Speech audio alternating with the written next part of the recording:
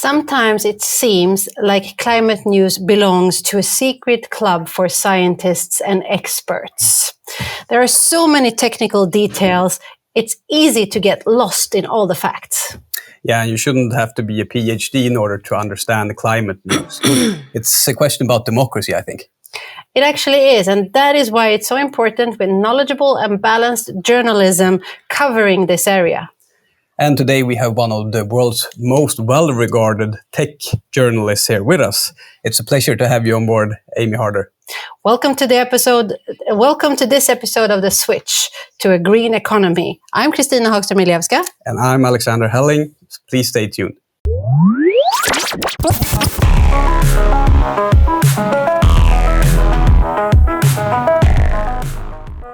It is our pleasure to introduce today's guest. She is the executive editor of Cipher, a news publication funded by Breakthrough Energy and Bill Gates Climate Innovation Fund. She has led energy coverage for Wall Street Journal and is one of US top national energy climate change reporters. A warm welcome to you, Amy. Thank you so much for having me on. It's great to be here. Yeah, it's a pleasure to have you on board. And you were also part of founding Cipher, right? And how did you choose Cipher as the name? And, what was the reason behind starting Cipher from the beginning? So Breakthrough Energy recruited me in early 2021 to launch what was at the time an unnamed news publication to really help educate the world on the climate technologies that are already, but will in even greater degree, proliferate all parts of our economy and our society. And there's an important education aspect to teach people how these technologies work and the pros and the cons and the opportunities and the challenges. And so they brought me on partly because I think my journalism leading up to me launching Cipher was really broadly in line with the importance of technology. Of course, it's not only technology. There's a lot of different pieces of the puzzle we need to address climate change, but technology is an important one. And an acknowledgement that this is really hard, that we can't turn off fossil fuels overnight. I've written about that extensively in Axios and at the Wall Street Journal. And so I joined Breakthrough Energy in 2021, and we launched Cipher as a newsletter in September of that year. Cipher means zero, as in zero greenhouse gas emissions. So that's sort of the meaning behind our name. It's also a nod to this idea that we're deciphering really complex topics. Our audience is a delicate balance of leaders across the world, government and corporate and other finance leaders who need to make decisions on climate change, but may not be super in the weeds on climate change. And that's a delicate balance. And it usually means explaining things in a simpler way than we may think our readers need to know. Most people need things explained more than we may think they do initially. So that's the genesis behind Cipher. And going on year 3, and we have a small but mighty team. I'm really excited for everything that we have going. Have you seen any difference from where you started and where you are today? Okay, it's a 3-year, it's not a long range of time, but have you seen a difference? Do you feel that people are more educated? Yes, certainly. I mean, I think although, and this is probably something I'll say more than once, the challenge with the energy and climate area is that things happen pretty slowly, relatively speaking. A great comparison is COVID, where for most of 2020 and 2021, we were talking about flattening the curve and of cases and how that would take 2 weeks or something. We have a curve here as well. It's greenhouse gas emissions, and that curve is still going up. Yeah. And in order to flatten it, it's going to take decades, perhaps even centuries. So for humanity to wrap our heads around this idea of change in energy and climate change, it can just be a much more difficult thing to accept. That being said, I have seen a lot of changes, and on a global level, and also I'm based here in Seattle, Washington, the United States, but we very much have a global perspective at Cipher. Just two things to call out that I think are really game-changing. The Inflation Reduction Act that was passed in 2022, along with some other major U.S. laws, that really is catalyzing a huge wave of new clean tech projects. And I know we'll probably get into that. The other big decision point, which is when the last time we saw each other in person, was in Dubai at COP28, the Conference of the Parties United Nations Climate Conference. That was the first time that a global agreement like that actually explicitly said we need to transition away from fossil fuels and used the words fossil fuels. Yeah. Now, it wasn't as strong as some wanted it to be, but it's still pretty strong. Yeah. So just in the last couple of years, we have seen a lot of change. And those two things are catalyzing a lot of development and learning in the climate technology space. If you would say on a scale from 1 to 10, and 10 is where you want all the people to be in knowledge and education when it comes to climate, where are they today from 1 to 10? I would say close to a 5. I think we have a long way to go. Maybe the Paris Climate Agreement of 2015, people were closer to a 0. Yeah. But I think today, hydrogen is a great example of how hydrogen has permeated the energy and climate world aggressively. But outside of this bubble, I think there's still a lot of learning that needs to be done. Yeah. First, if you go back to COP28 and what you touched about on that language, transitioning away from fossil fuels. Now it's been 4 months since COP28. Have you seen any actions from that? It received both a lot of positive criticism, but also some negative, right? Because it wasn't there with a target. Yeah, I definitely have seen some tangible action, perhaps faster than I would have expected. I know there's been a debate brewing here in the United States about the climate impacts of exports of liquefied natural gas, LNG. The Biden administration has paused future approvals of LNG to study the climate impacts. That I think, according to the people we've been talking to and the media that I've read, is that that's at least due in part to the fact that the U.S. has agreed to the Dubai agreement that says we have to transition away from fossil fuels. Now, the caveat there, no matter how you feel about natural gas, I think the caveat there being that this isn't affecting a large swell of natural gas exports that's already happening. I think it's also important to emphasize that in some parts of the world, particularly Africa, where they're still cooking with wood-fired stoves, cooking with natural gas is actually much cleaner. And I think it's important to say that there are going to be some places in the world that will continue to need natural gas. Yeah. And maybe that will come from the United States. So that's one tangible impact. Another one, I think you're going to see this a lot. Bill McKibben, the well-known climate activist and environmentalist, he writes about this a lot. And he wrote about how some lawmakers in Europe are making certain decisions to not develop certain oil fields because of the Dubai agreement. And lastly, quite significantly, the Saudi Arabia state-owned oil company recently, I think, scaled back some of their increase in capacity. And that made the news. And then a week later, they said why. And they said it's because of the transition away from fossil fuels. And so I think that's significant. For a world that doesn't change very fast, I think we've seen a lot of change in the last few months. Interesting. I wanted to go back and touch a little bit on this, the importance of telling the story that Cipher does. Clean tech and innovations to combat climate change are often complex, and it can actually be difficult to understand. People still don't understand the difference between clean tech and climate tech. Why do we do that difference? Sometimes even I don't know. So why is it important that ordinary people, and not only the expert, at least know the basics of what is actually happening in this area? I think it's important that there's a base level of knowledge. And by that, I mean, I think the foundation can be different for different people, right? But I think to understand that there's a transition underway. There's a transition from fossil fuels to cleaner energy underway, that there's challenges in this transition, but ultimately, cleaner energy provides a net benefit over fossil fuels, having that basic understanding, which to be clear is extremely basic, but that's important because there's a lot of opposition and concerns about renewable energy, clean energy in general, I should say, not just renewable energy. At Cipher, we cover all types of clean energy, including but not limited to renewable energy. And an example of what I mean is as wind and solar farms are being proposed around the United States and, in fact, the world, there's a lot of understandable concerns about the view shed or the property values. And there's also some concerns about how will these turbines, the wind turbines and solar panels, be recycled, and do they just go into the landfill?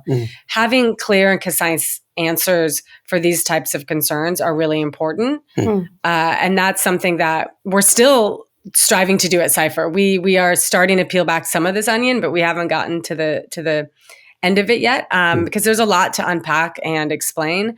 But I think where society is today, just as a very general comment, to where we were 100 years ago when we were, establishing the fossil fuel economy, there's a much higher bar now. We could never build the fossil fuel economy that we built a century ago or 250 years ago. We could never build it today. There would be opposition everywhere. And so I think that's important. We live in a different time with different expectations from people and a different expectation of understanding how things affect us. Amy, can you tell me a little bit about what makes a good story in climate tech? It's really a combination of a couple of different factors. One, it has to be newsy and relevant. There has to be some reason that we're writing the story now, as opposed to 6 months later or 6 months ago. And then the other component that's really important to Cipher is how could we help explain something in relatively simple terms to help people understand it. And a great example of that is a story that we published right around the time that we recorded this podcast on geologic hydrogen.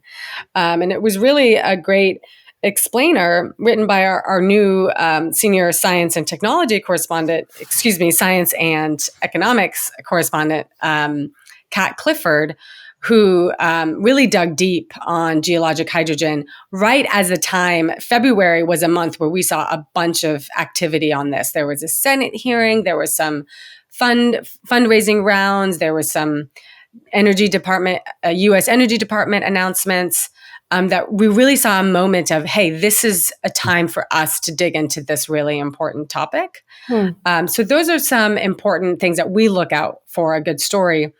We always strive to make it as understandable and simple as possible. One healthy debate that we have on the Cipher team is how simple can we make things?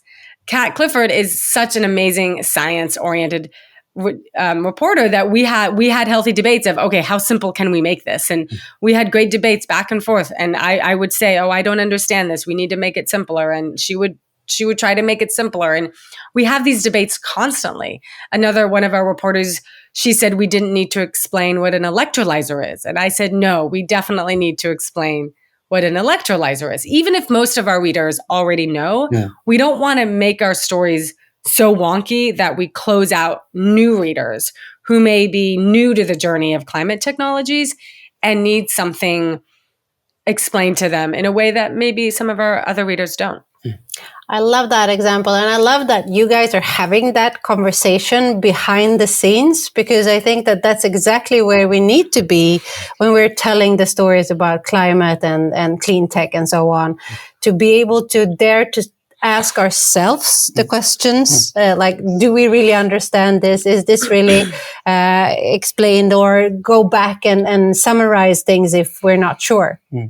Another really important point that I make to our team is that when you write a story, and I'll just use Kat's hydrogen story as a great example. She talked to so many important people that are in this space. And although we want those people to be satisfied with the story in terms of its accuracy and whatnot, but we're not really writing for the sources in her story. We're writing for the people who don't know about hydrogen. Because if we're only writing for the sources in a hydrogen story, we're going to go so deep in the weeds, we're not going to be able to see the sky.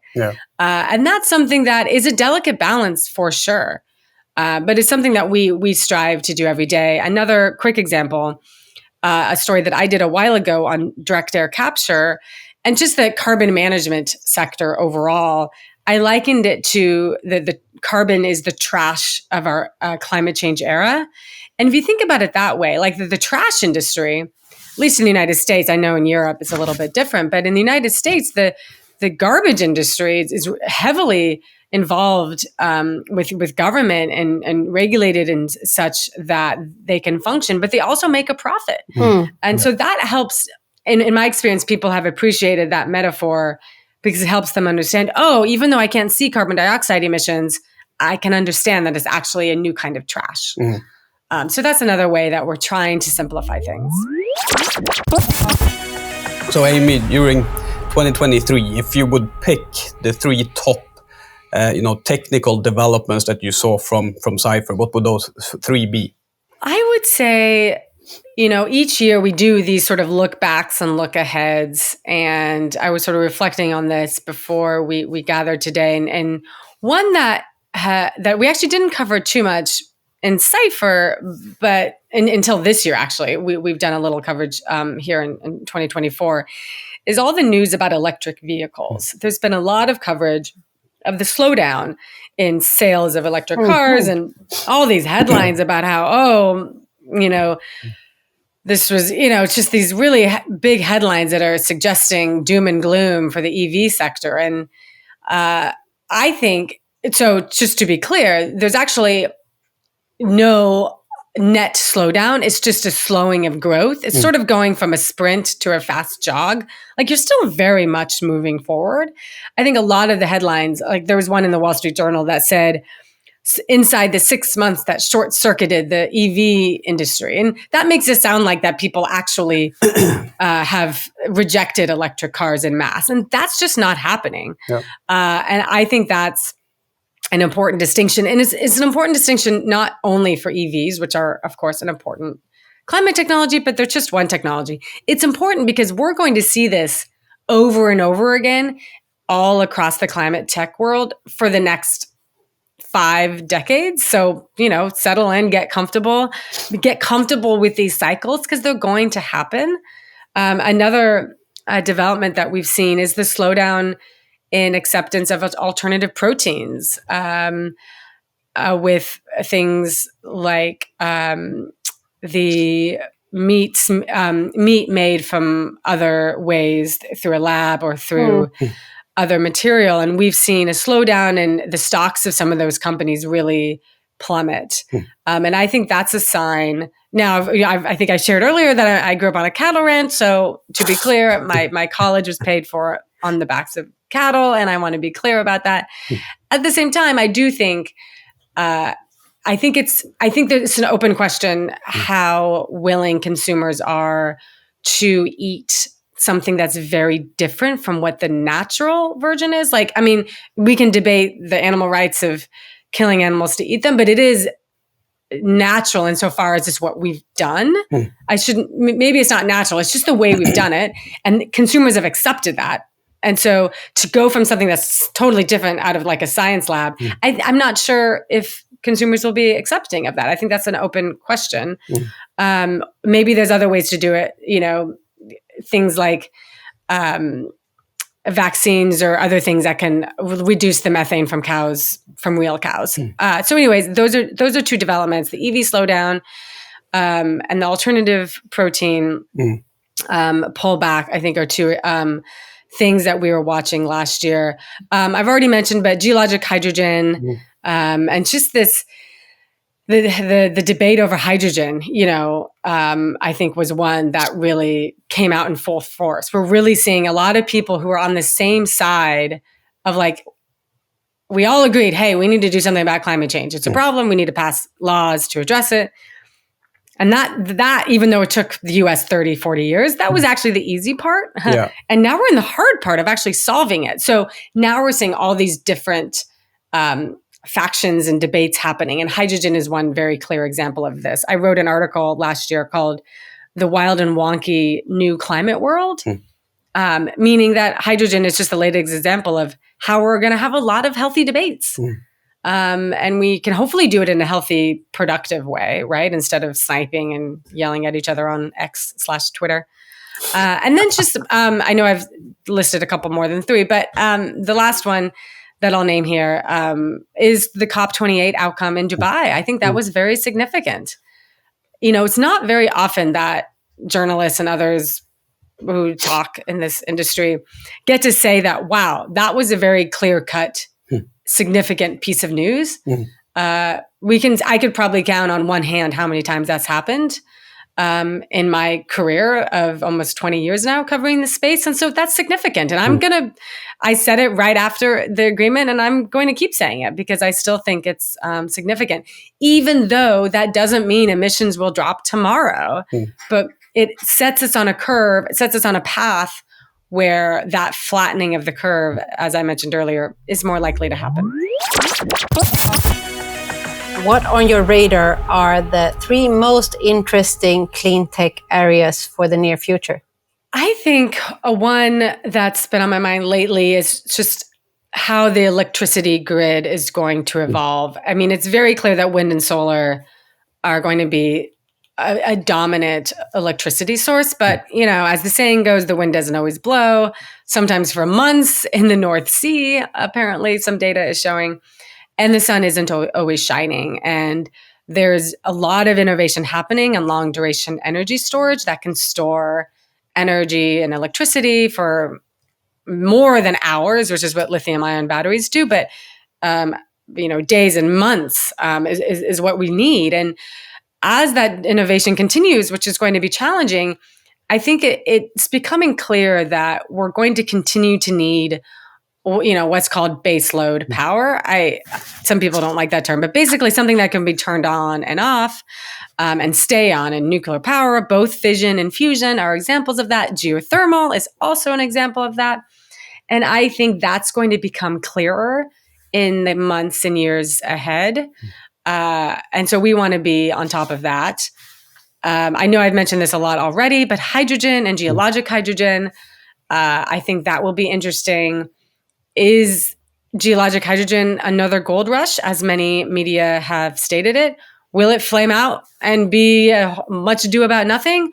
And if it doesn't, how do communities accept it? And how is that being addressed? Because I think that's extremely important to all energy types. Like I said earlier, we're not living when the fossil fuel sector established itself, when it built all the pipelines we have around the world, people did not protest pipelines. Now we protest everything. So we're just living in a different world. And so I would say the importance of baseload power, hydrogen and geologic hydrogen.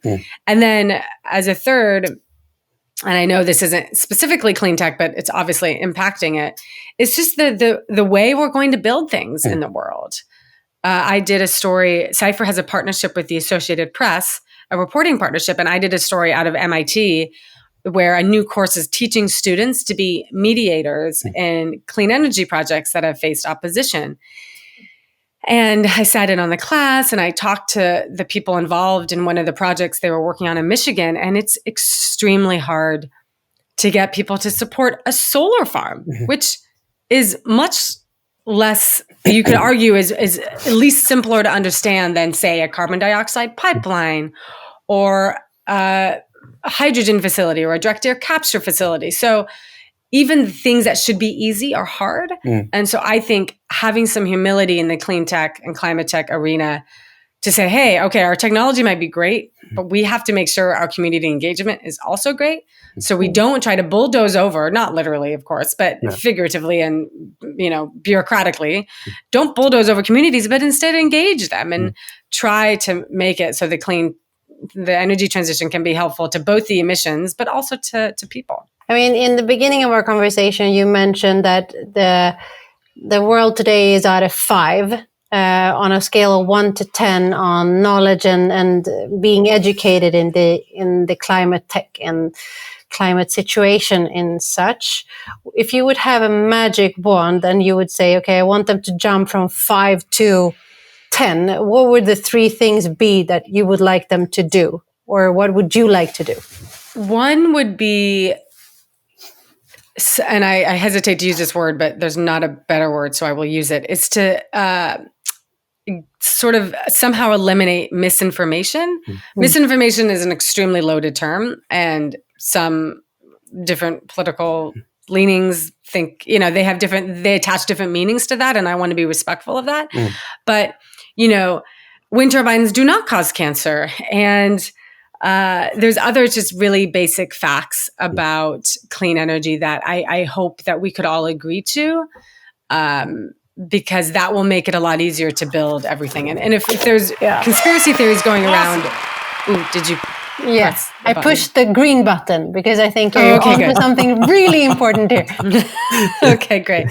And so, people want to try to make things not get politicized. I think everything will get politicized. So how can we manage that? And so limiting misinformation, sharing the same facts, I think is going to be really important.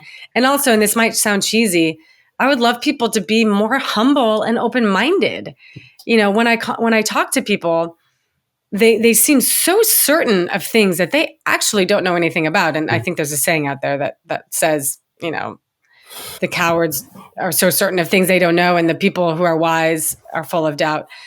But I think humility is really important. And going into these projects, trying to build anything from a carbon dioxide pipeline to a wind farm, really finding out what could it have in there for me. I spoke to one woman who has a solar farm in Michigan. Her family has been torn up because of this project, and she's not talking to her brother because of it. And she shared with me that she's actually getting more money from the royalties from the solar farm than she was from the use she was using for farmland. And I'm like, that's great. Yeah. Like, you don't have to do anything. You can do something else with your time and you get more money. So that's exciting. And so I just think, and I'm really emphasizing community engagement, because that's, I think, going to be a big challenge for clean tech in the future. Do you spend a lot of time on writing those kind of stories as well on Cipher? Because I think that you're touching upon a critical point here, right? When we look at projects and all different, how we engage with community, how, we spread that awareness, how can we work together in order to make something, economically and environmentally better. And I think those kind of stories is really important that they get out. So I'm just curious, do you spend a lot of time on those type of stories as well? Yes, we want to spend more time. Always want to spend more time doing everything. But yes, the AP story is a great example of that. I'm happy to share a link if you want to include it in the show notes. That's a great example of one way we've done it. We've done several. Anke has done some in Europe on this topic, and we need to do more. Yeah. Close to home, where my family's cattle ranch, suddenly just over the last couple of weeks, even there's suddenly been this anti-wind Facebook group that's cropped up, and I have people I know who I may be related to that are very much active in it. And I was just like, whoa, where did this come from? So I'm eager to learn about that. Yeah. And there's just not enough hours in the day. But we want to do more of that, because it's not just about the innovation of technology, it's about innovation of how to build these things. This is so exciting and interesting to talk about. You're a brave woman. Many people don't talk and mention about these kind of stories. Is it because it's not enough click-throughs? Is it because it's not driving enough traffic to the actual source of the news that we don't get these stories? Because, it's easier to click on something that says no or a clear yes than to actually try to understand this. Is there a problem in journalism today that we are driven too much by traffic?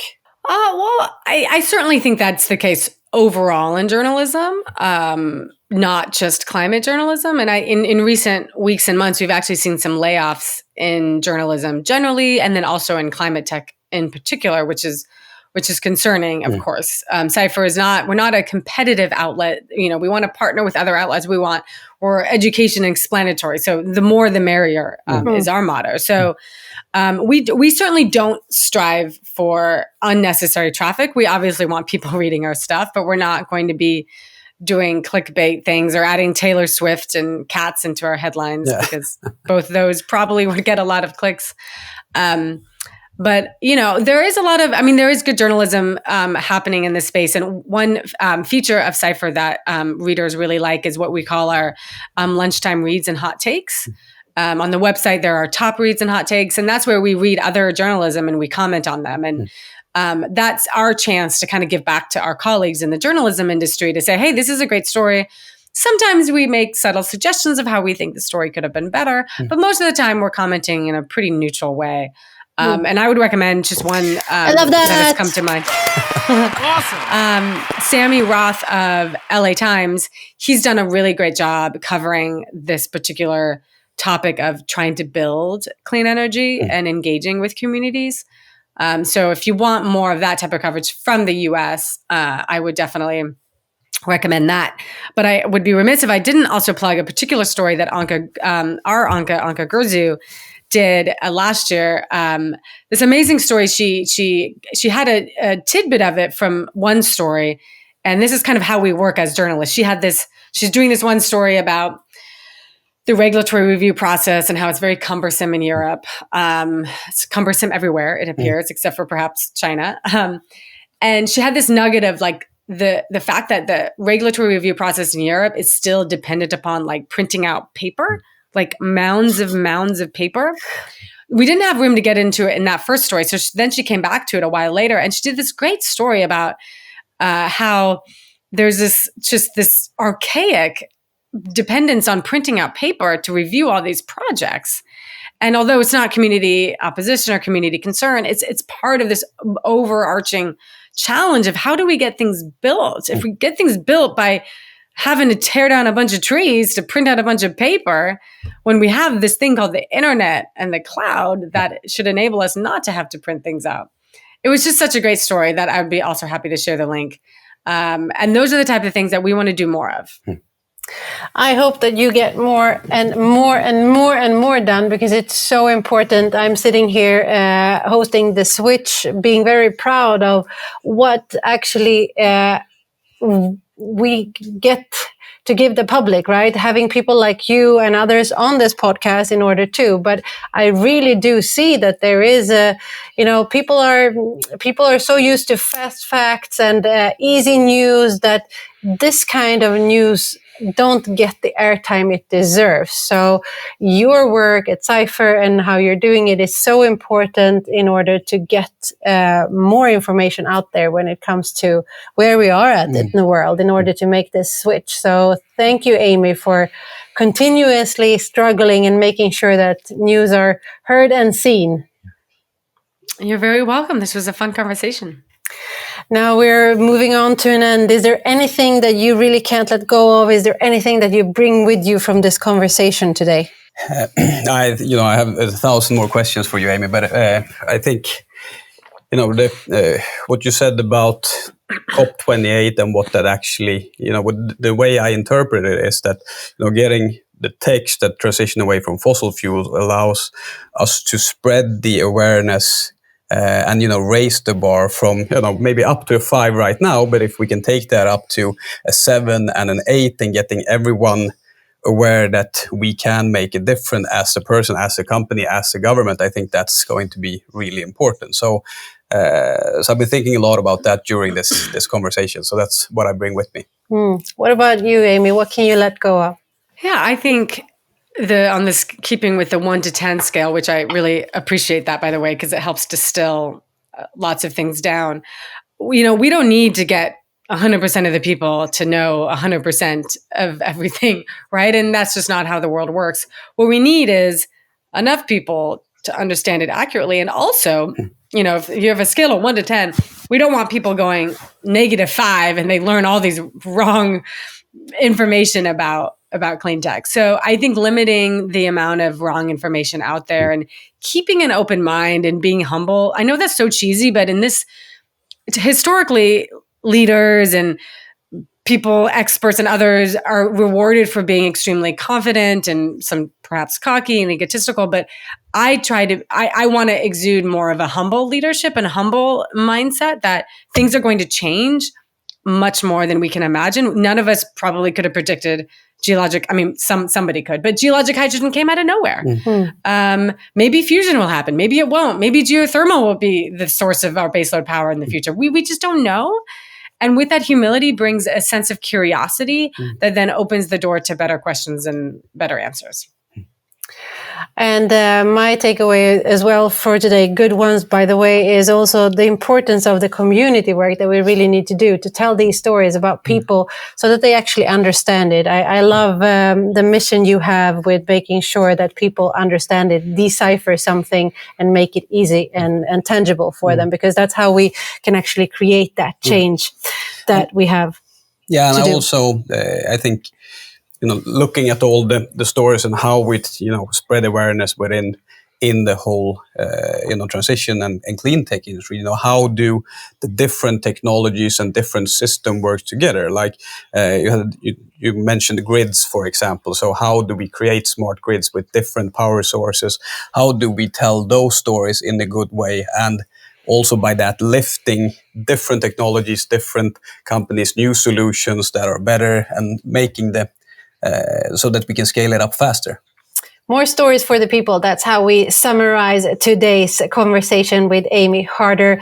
This was the first time we had her on the switch. I'm hoping for many times more. As you, Alex, I have tons of more questions and would love to continue the conversation. But it is an end of today's conversation. So thank you, Amy, for being with us today. You're very welcome. Thank you for inviting me on. Always. And if you did like this episode and felt that it was important information, I suggest that you share it with someone else, because that's exactly how we can make a difference. Tell someone else about this so that they can tell someone else about this. And from one to another, that's how we change the world. So subscribe, comment, and share. Take care and be good. And until we meet again next time, take care of yourself, and let's see if Alex gets it this time. Another one. Someone else. Take care, everyone, and see you around.